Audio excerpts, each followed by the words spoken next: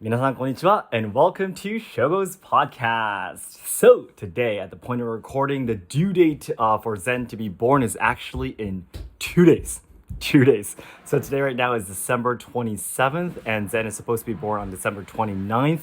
So there's actually only 2 days left before Zen will be born and we are very, very excited. To be honest, Hinata and both Nagi were actually, born or the contractions started exactly on the due date. So I think maybe Zen is going to be doing the same thing. He might actually be being born on the exact same day. So maybe in 2 days. We don't know yet. We're not too sure, of course. It's all up to Zen. But at this point, though, I did want to explain once again. I'm pretty sure I have talked about this in a podcast video or maybe in a full video before or a live stream possibly. But I just wanted to explain once again the reasons why we gave our 3 children their names. Yes, I think I explained before on Instagram live streams and such because people do ask me quite often. But I wanted to make a full podcast video explaining about it again here.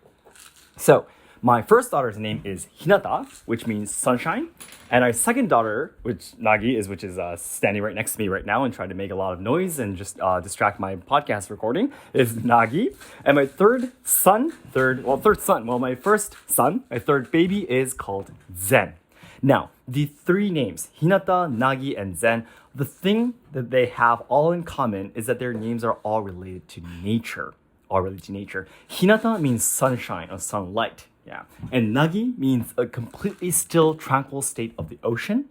And Zen literally means nature. In Japanese, Shizen is nature, and the Zen is from there. Same kanji character. Yeah. So that's where his name comes from.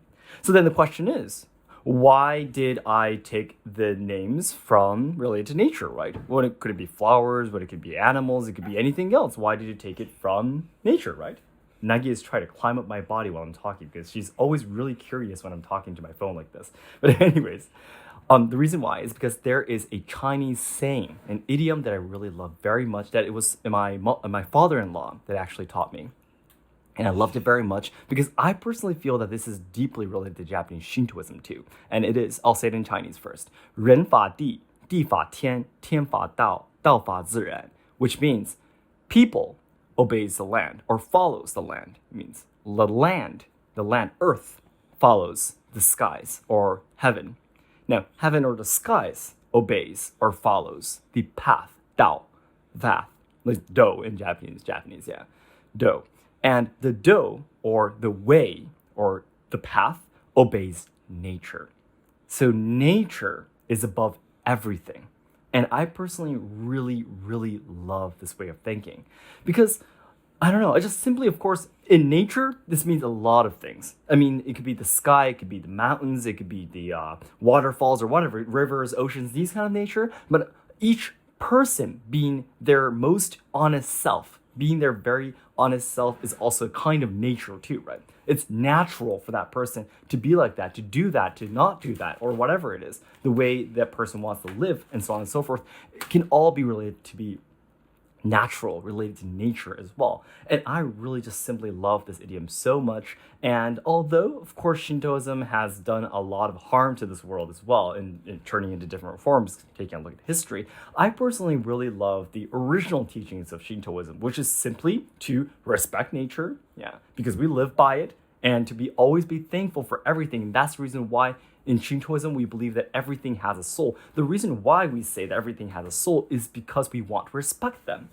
The moment we believe that everything has a heart, a soul, and is alive and is living, we want to respect others more, right? And I really, really love that Japanese Shintoism has taught people that even the stones that are on the ground have souls, and spirits in them, so that we can cherish them more, so we can respect them more, and be thankful for them more. And when I heard this idiom from my father-in-law for the first time, I was like, wow, that is so beautiful. And it's absolutely going to be one of the biggest, phrases, idioms that changed my life, influenced my life the most. And that's how I thought of the names for my 3 kids. Yeah.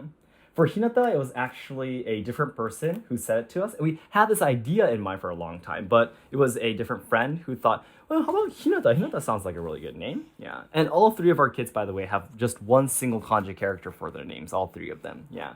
And Hinata's name was chosen like that. Nagi, we were thinking for a really, really long time, looking up different kanji characters. I'm holding Nagi in my arms right now because she climbed up my body.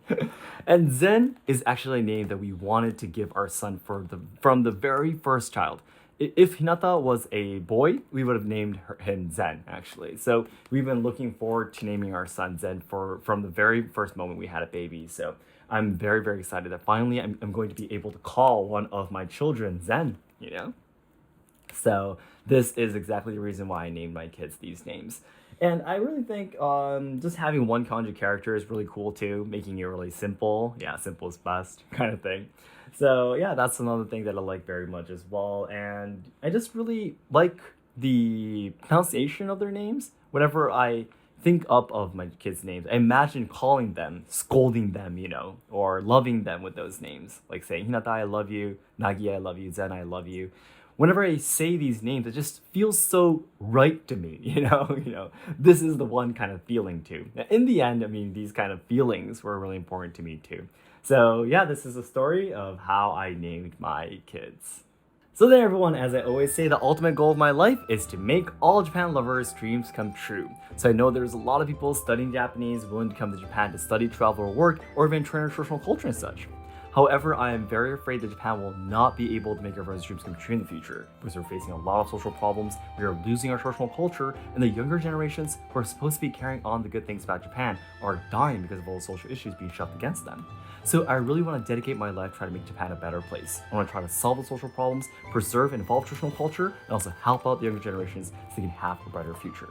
And to do this, the nearest goal I have right now is to make the samurai experience held by Yushinkan, which is where I work as interpreter, a big success, and also raise money to buy my very first bamboo shakuhachi on Ko-fi, and also it'd be great if you can check out our merchandise page, which is probably only sold in the last few days left when you're listening to this podcast. I hope you can check these 3 websites out through the description box for me.